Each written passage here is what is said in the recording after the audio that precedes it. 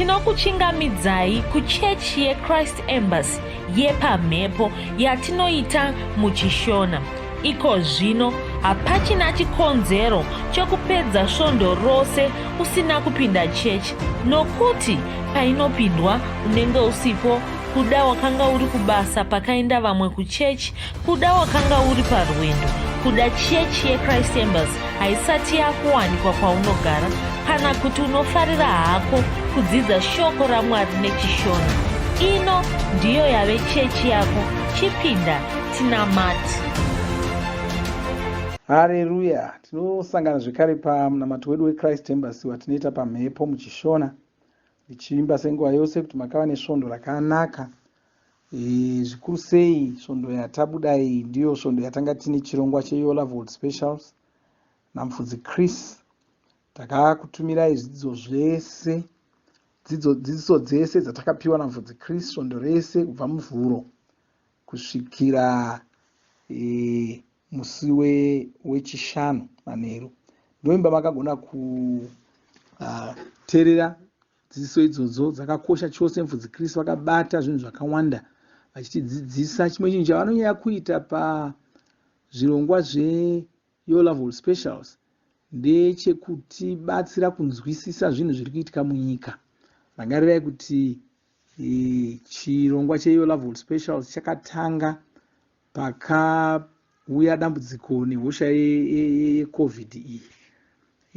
Saka mufudzi Chris vanga vari kushandisa dzidziso idzodzo dzavanotipa paYoLove Specials, vachidzishandisa kutitsanangurira nokutibatsira kuti tinzwisise chokwadi chezviri kuitika munyika, achitibatsira kuti tione izvozvo. Saka hachisi chirongwa chokuti munofanira kupotsana nacho. Kana manga musina kuteerera dzidziso dzatakakutumirai, muchinadzo panhare dzenyu. Kana musina titaurirei, asi muchinadzo panhare dzenyu, dziteererei. Kuda mwakanetseka achibvunza kuti zvinondibatsirei kuti ndiudzwe pamusoro pezviri kuitika nezvakawanda.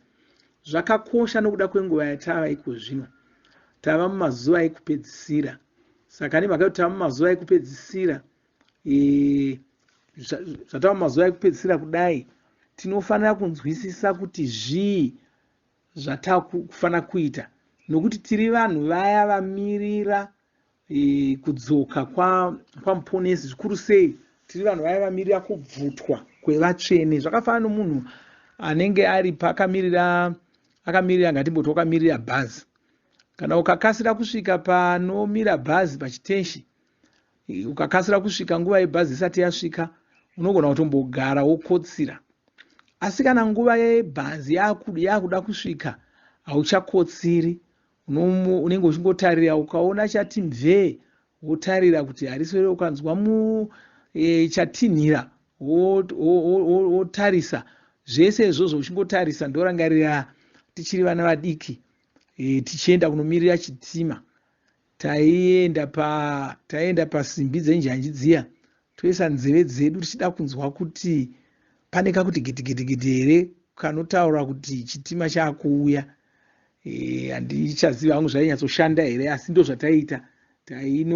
Tainoenda ipapa tichidonanisa nzeve dzedu tichida kuteerera, nokuti taifunga kuti zvairi simbi. Kana yakutsikwa kumwe kunyange kuri kure zvakadii, mutsindo wacho nomutimira wacho unofanira kusvika kwose kwatiri. Ndo maonero ataita, ndo mafungira ataita.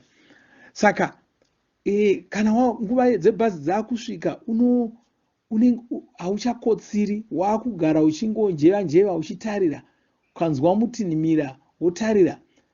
Chero iri motikari iri kupfuura zvayo, ukaona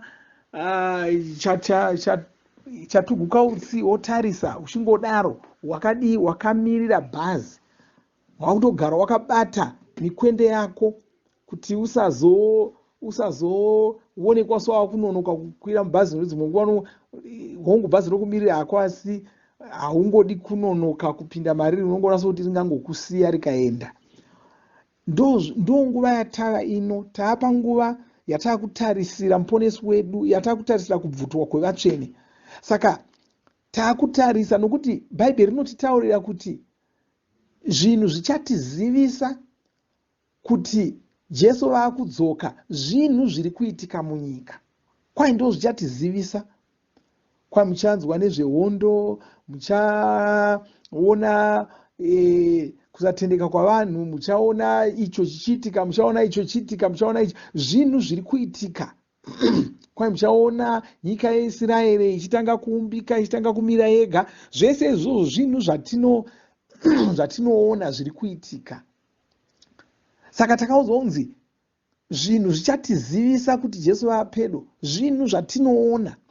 Saka kunzwisisa zvinhu zviri kuitika kunotibetsera kunzwisisa kuti tizive kuti tava pedo zvakadii. Chimwe chakataurwa naMufudzi Chris vachitidzidzisa ipapo vakatitsanangurira vakati chimwe chinhu chinonyatsotitaridza zvakajeka kuti Jesu vapedo zvinhu zvakaitika munguva yeCovid. Kwai zvese zvakaitwa panguva yeCovid, zvokuvharirwa mudzimba, zvokunzi mufambe makapfeka zvigombe makasunga miromo, zvokusabatwa zvakanaka kwavanhu, nemitauro yanga ishanzwa zvenhomba zvanga zviri kutaurwa, zvese izvozvizvi, nokurambidzwa kufamba nokushanyirana, zvese zvanga zviri kuitika paCovid izvi, kwai ndo zvinokutaridzai kuti utongi hwaakuda kugadzirirwa utongi hwamuponesi wenhema.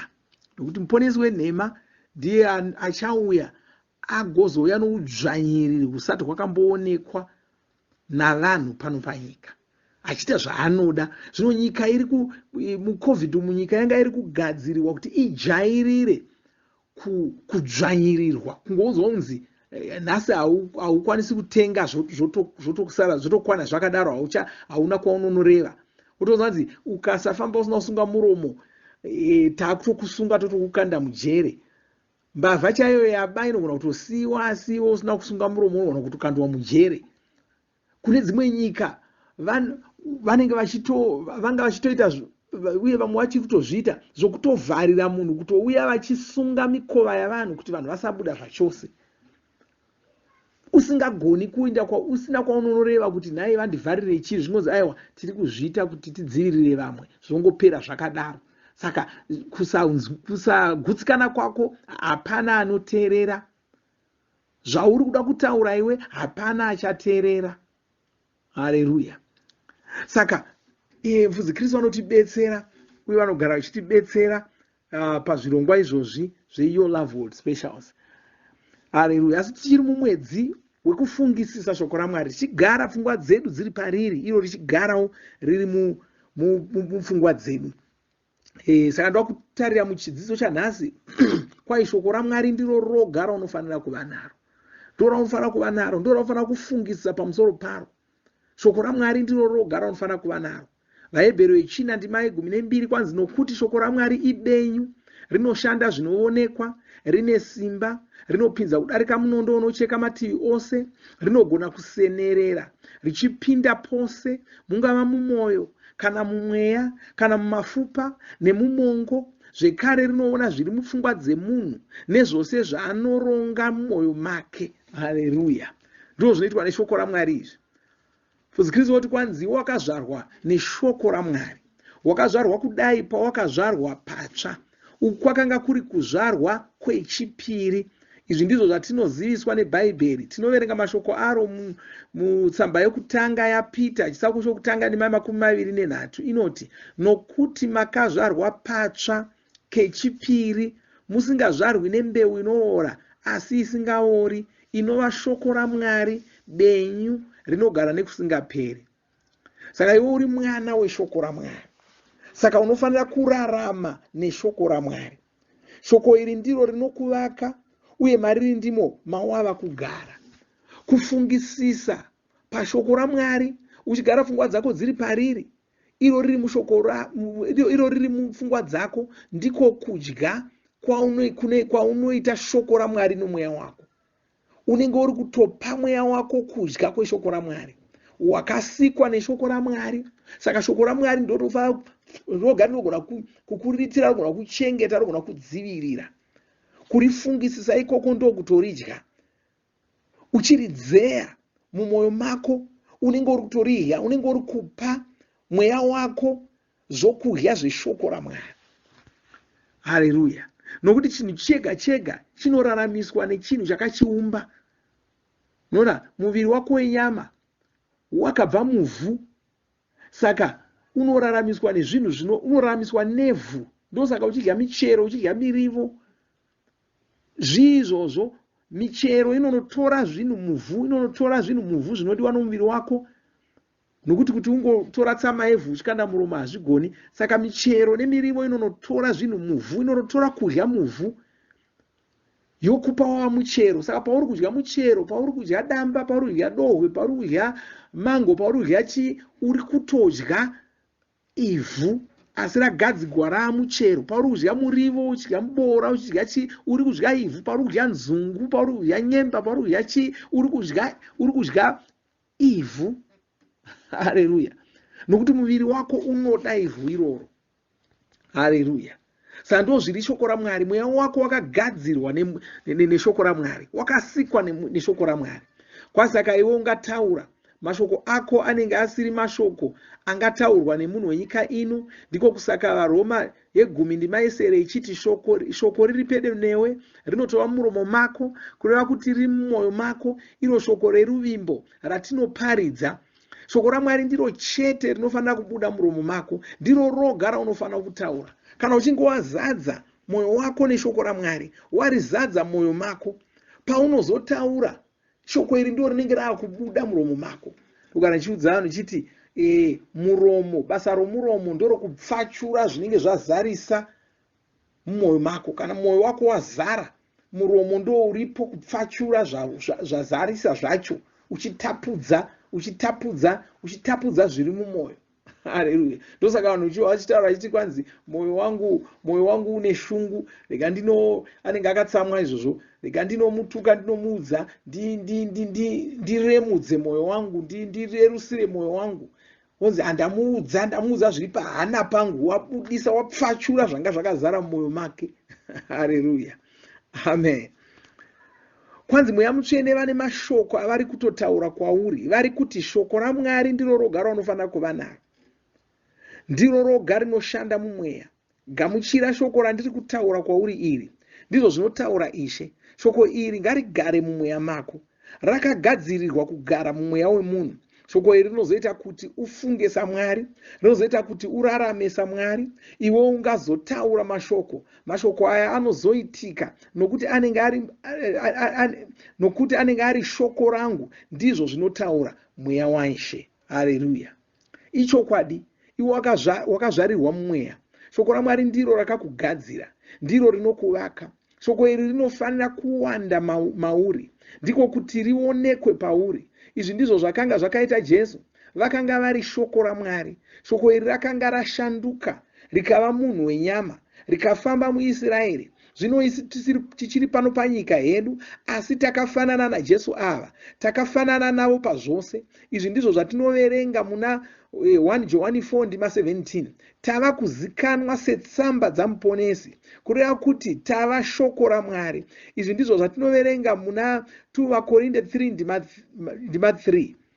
Inoti vanhu vose vanoziva kuti imi muri tsamba yamuponesi, yakanyorwa nesu, kwete nemaoko, asi namweya wavaMwari vanorarama. Tsamba yakanyorwa pamwoyo, unova hwendefa renyama, kwete rebwe. Haleluya. Fungisisa mashoko aya nhasi. Fungisisa mashoko aya nhasi. Tati mwedzi watiri kufungisisa pamusoro peshoko raMwari, mwedzi watiri kugara pfungwa dzedu dziri pashoko raMwari. Usashayisa mweya wako shoko raMwari. Shoko raMwari ndiro roga raunofanira kuva naro. Mona dzimwe nguva vanhu vanotsvaka zvinhu zvakawanda, achishuva ndawana icho. Aiwa, ziva zvakanyanya kukosha. Ndozvatinoona pana Maria naMarita. Maria wakanga akagara patsoka dzaJesu achiteerera Jesu vachitaura. Marita wakanga ari kuimba yekubikira achishingaira kuda kugadzirira Jesu zvokudya. Ndokubva achitanga kuchema achiti nhai tenzi, sei muchirega Maria akangogara iko achikona kuzondibatsira? Jesu vakati kwete. Kwanzi zvasarudzwa naMaria izvi ndo zvakanyanya kukosha. Haafaniri kutorerwa izvozvo. iwe ndiwo uri kutoresva, uri kufunga kuti kushingaira uri uchindibikira ndokwakakosha. Kwai chakakosha kuteerera kumashoko angu. Haleluya, kuteerera kumashoko angu. Pane imwe nzvimbo zvekare Jesu vakati chinhu choga chinotaridza kuti unondida kunge waita zvandiri kutaura. Ungazviita sei zviri kutaurwa naJesu usingazvizivi? Unofanira kunge uchizviziva. Uye muna Joshua yokutanga ndimaisere yatakaverenga, kwanzi kuti ugone kuita shoko raMwari ndokunge wagara uchirifungisisa, uchiritaura, richigara riri pamuromo pako usiku namasikati. Saka kufungisisa shoko raMwari chinhu chakakosha, chinhu chaunofanira kuita. Shoko raMwari ndiro rinofanira kuva shamwari yako. Ngaitinyengetere. Baba, toda kutenda nezita raJesu Kristu. Ndopa mbiri nekudzo kwamuri, nokutenda nokunaka kwenyu, norudo rwenyu. Ndopa mbiri nekudzo kwamuri, makanaka. Ndinyengeterera muno mumwe namata neni pazuva ranhasi. Taura maropafadzo pamusoro peupenyu hwake, pamusoro pemhuri yake, pamusoro peutano hwake, pamusoro pomuviri wake, pamusoro pemabasa ake, mari dzake. Ndinotaura kuti zvinobudirira, mabasa amaoko ake anobudirira nezita raJesu Kristu. Ndinotaura rugare mumba make, rugare mumhuri yake, rugare muvabereki vake, vana vake, nezita raJesu Kristu. Satani wakakurirwa nezita raJesu Kristu. Ndinodzingira kure zvirwere kubva muhama dzangu dzese dzandiri kunamata nadzo, ndichirayira kuporeswa kwemiviri yavo, kuporeswa kwenyama yavo muzita ramambo Jesu Kristu. Baba, ndinokutendai, ndinokurumbidzai. Amen. Haleluya. Asati tapedza, ndoda kuti mubatane nesu zvakare, tichirumbidza Mwari, tichinamata pamwe chete, tozokupai zviziso zvokupedzisira, tichinyengetera nevose vasati vagamuchira Jesu. Saka rambai munesu, asi Mwari vakuropafadzei. Amen.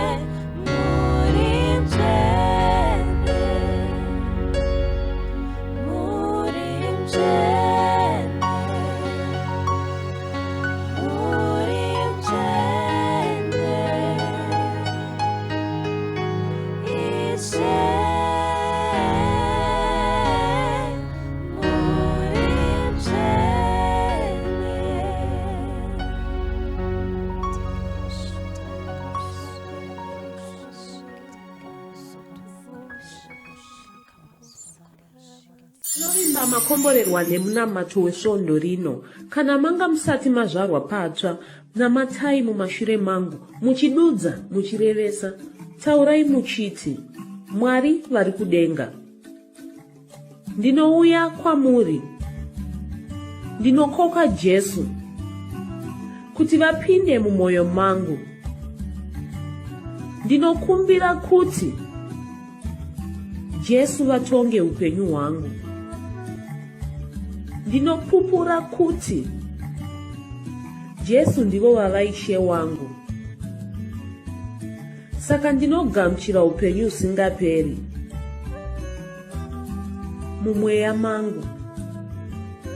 Ndazvarwa patsva, ndava chisikwa chitsva. Ndinokutendai. Amen. Makorokoto mazvarwa patsva, tinokugamuchirai muchechi yeChrist Embassy. Titumirei zita renyu nekwamunogara. Munogona kutumira iri SMS kana WhatsApp pa 0772 215 kana kutuma tsamba pa shona@gmail.com. Muchida kupa mpiro yenyu neEcocash, rovai namba *151*2*5*58225# motevera zvinenge zviri kutaurwa neEcocash ipapo. Kana muine nhare dzemazuva ano, munogona kushandisa KingsPay kupa mpiro yenyu. Shandisai kodi inoti TNIOG nemavara makuru. Tinoda kukuzivisai zvinotevera. Tinokurudzira kuti musadarikwe nezvidzidzo zveRhapsody. Zvidzidzei kuti shoko riwande mamuri, mugone kumirisana nezvinhu zvinonetsa muupenyu. Tinodavo kuzivisa vane nhare dzeEconet kuti *205# vava kugona kuwana Rhapsody panhare dzenyu kunyangwe musina WhatsApp. Rovai nhare idzi muwane Rhapsody panhare dzenyu zuva rimwe nerimwe. Munorova *205#, mosarudza daily devotional. Subscribe Shona Rhapsody muchishona. Munamato uno munoubata pa WhatsApp, pa radio, pa YouTube panoti Shona Online Church, pa www.ce-shonachurch.org, nepa vcc.rhapsodyofrealities.org. Tinokumbira mutizivise kana muri kutibata pane imwe yenzvimbo idzi. Kana pari painternet, munogona kunyoresa muchitipa zita renyu. Kana pari pa WhatsApp, tinyorerei tigopota tichikutumirai zvimwe zvidzidzo, kana kutitumira SMS pa 0772 166 928. Ivai nesvondo rakanaka.